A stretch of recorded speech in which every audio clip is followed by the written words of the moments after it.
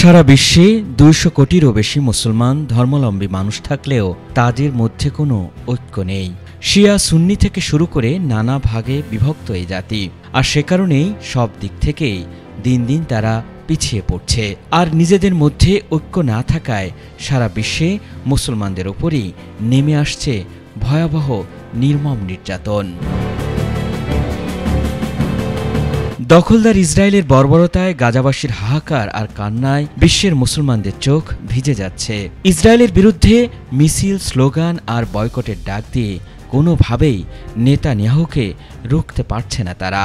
এর পিছনে বড় কারণ হচ্ছে মুসলিম দেশগুলোর যেমন কোনো ঐক্য নেই, অপরদিকে তাদের কাছে নেই ইহুদিদের মতো ভারী অস্ত্র।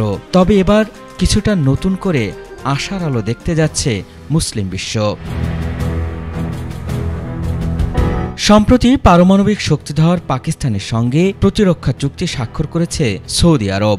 আর এই চুক্তির মাধ্যমে মুসলিম দুটি দেশ একে অন্যের সাহায্যে এগিয়ে আসতে পারবে। দুই দেশের নিরাপত্তা জোরদার এবং বিশ্বের শান্তি ও নিরাপত্তা অর্জনের জন্যই মূলত মুসলিম এই দুই দেশ সামরিক চুক্তি করেছে।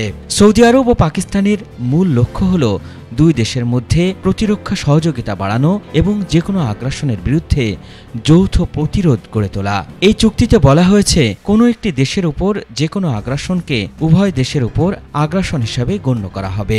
একটি দেশের উপর হামলা করে তাহলে দুই দেশ মিলেই। ওয়ালটন এখন দেশের সীমানা পেরিয়ে পৌঁছে গিয়েছে 50টিরও বেশি দেশে।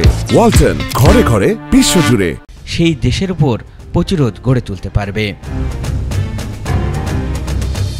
বিশ্বের পারমাণবিকধর দেশের মধ্যে মুসলিম দেশ হিসাবে একমাত্র পাকিস্তানই সবার চেয়ে এগিয়ে রয়েছে। এরপর ইরান, তুরস্কের কথা বলা হলেও পাকিস্তানের চেয়ে তারা কিছুটা পিছিয়ে রয়েছে। আর সে কারণেই আমেরিকার কাছ থেকে বা অন্য কোনো ইহুদি রাষ্ট্রের হামলা থেকে নিজ দেশকে রক্ষার জন্যই কি সৌদি আরব পাকিস্তানের সঙ্গে সামরিক চুক্তি করল?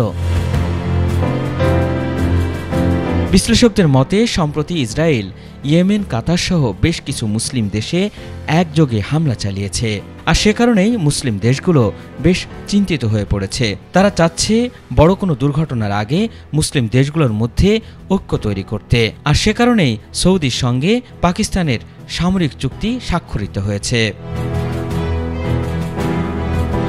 তবে ইসরায়েল ও যুক্তরাষ্ট্রের আগ্রাসন রুখতে বিশ্বের সব মুসলিম দেশগুলো ন্যাটোর মতো জোটভুক্ত হতে পারে বলেও আশঙ্কা করছেন অনেকে। আর যদি সেই জোটে ইরান, তুরস্ক, মিশর, ইয়েমেন সহ মুসলিম রাষ্ট্রগুলো যুক্ত হয়, তাহলে মুসলমানদের ওপর ইহুদিদের বর্বরতা কমে আসবে।